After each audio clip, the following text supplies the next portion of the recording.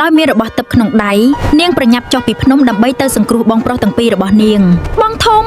បងកណ្ដាលអូនមកហើយនាងពៅត្រឡប់មកដល់កន្លែងរូបសំណាកបងប្រុសទាំងពីរនាងបានឃើញពួកគាត់ដឹងដូចថ្មធ្វើឲ្យនាងរន្ធត់ចិត្តជាខ្លាំងបងធំបងកណ្ដាលខ្ញុំមកជួយពួកបងហើយនាងចាប់ផ្ដើមស្រោចទឹករាំលើរូបសំណាកបងប្រុសច្បង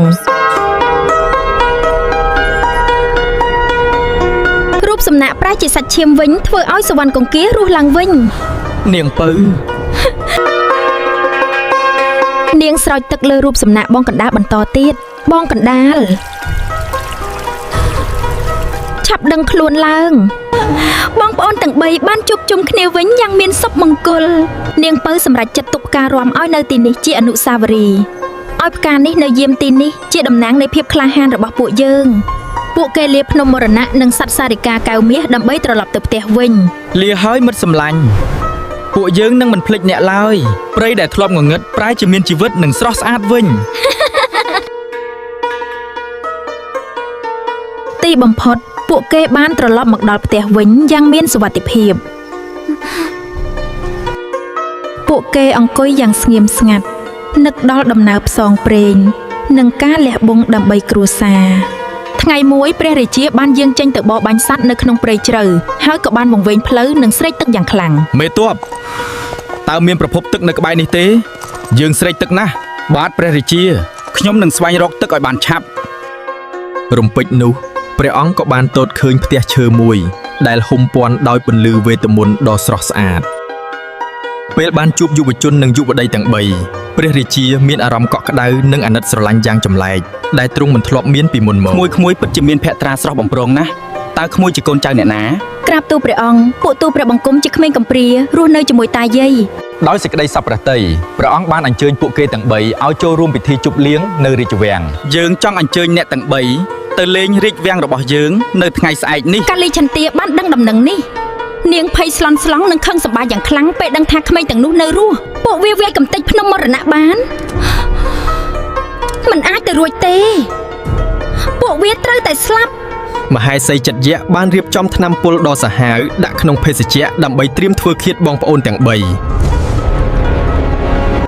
ថ្ងៃបន្ទាប់បងប្អូនទាំង3បានមកដល់រាជវាំងដ៏ស្កឹមស្កៃជាមួយនឹងវត្ថុទិព្វរបស់ពួកគេ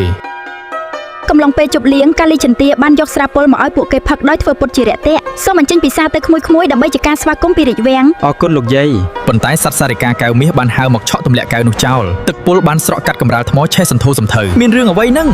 ហេតុអ្វីកែវនេះមានជាតិពុលសត្វសារិកាកែវទឹកក៏បាននិយាយលាតត្រដាងការពិតរឿងកាលពី15ឆ្នាំមុនប្រាប់ដល់ព្រះរាជាទាំងអស់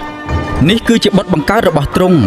ស្រីបិសាចនេះហើយដែលបានយកដុំឈើមកបន្លំនិងធ្វើបាបព្រះនាងផាត់សមុទ្រកាលីឆន្ទាដឹងថានាងមិនអាចគេចផុតពីការពិតក៏កាឡាខ្លួនជារូបរាងយក្សដ៏គួរឲ្យខ្លាចដើម្បីសម្លាប់អ្នកទាំងអស់គ្នាយើងនឹងសម្លាប់អ្នកទាំងអស់គ្នាមេទ័ពរាជវាំងនិងទាហានដ៏ក្លាហានបានចូលតស៊ូប្រយុទ្ធជាមួយយក្សកំណាចដើម្បីការពារព្រះរាជានិងបុត្រទាំង3ឡោមព័ទ្ធយក្សនេះឲ្យបានឃើញភាពក្លាហានរបស់ទាហាននិងក្តីស្រឡាញ់របស់បងប្អូនពួកគាត់បានប្រើអានុភាពនៃបេះដូងដ៏បរិសុទ្ធបង្កើតជាខែលការពារយ៉ាងរឹងមាំពួកយើងត្រូវតែរួមគ្នាអានុភាពនៃក្តីស្រឡាញ់និងភាពស្មោះត្រង់បានយកឈ្នះលើមន្តអាគមអាក្រក់ហើយយក្សកាលីឆន្ទាបានក្លាយជាថ្មភ្លាមៗកូនអើយបិតាស្ដាយក្រោយខ្លាំងណាស់សូមអត់ទោសឲ្យបិតាផងព្រះរាជាភ្ញាក់រលឹកភ្លាមពេលដឹងថាសេចក្តីលោភលន់និងការកុហករបស់មហេសីចិត្តយៈបានធ្វើឲ្យទ្រង់បាត់បង់ព្រះមហេសីនិងបុត្រទាំង3ព្រះអង្គបានបញ្ជាឲ្យមេទ័ពរាជវាំងនាំទ័ពចេញទៅតាមរកព្រះនាងផាត់សមុទ្រភ្លាមដើម្បីនាំយុទ្ធធម៌ត្រឡប់មកវិញព្រះរាជានិងបុត្រទាំង3បានត្រឡប់មកដល់ភូមិដាច់ស្រយាលហើយបានជួបព្រះមហេសីដ៏ល្អគុណដែលរស់នៅដោយលំបាកវេទនាតើនេះជាការពិតទេដោយសារតែបេះដូងដ៏បរិសុទ្ធនិងអានុភាពនៃក្តីស្រឡាញ់ព្រះមហេសីបានត្រឡប់មករូបរាងដើមវិញយ៉ាងមានសុភមង្គល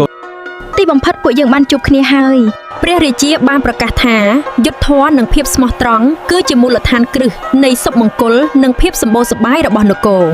នេះគឺជាបុត្របង្កើតរបស់ខ្ញុំនិងព្រះមហេសីរបស់ខ្ញុំតទៅមុខទៀតនគរយើងបានសុខហើយរឿងព្រេងនេះបង្រៀនយើងថាសេចក្តីស្រឡាញ់ភាពស្មោះត្រង់និងការចែករំលែកគឺជាអានុភាពដ៏ធំបំផុតដែលអាចយកឈ្នះលើរាល់ឧបសគ្គនិងភាពអយុត្តិធម៌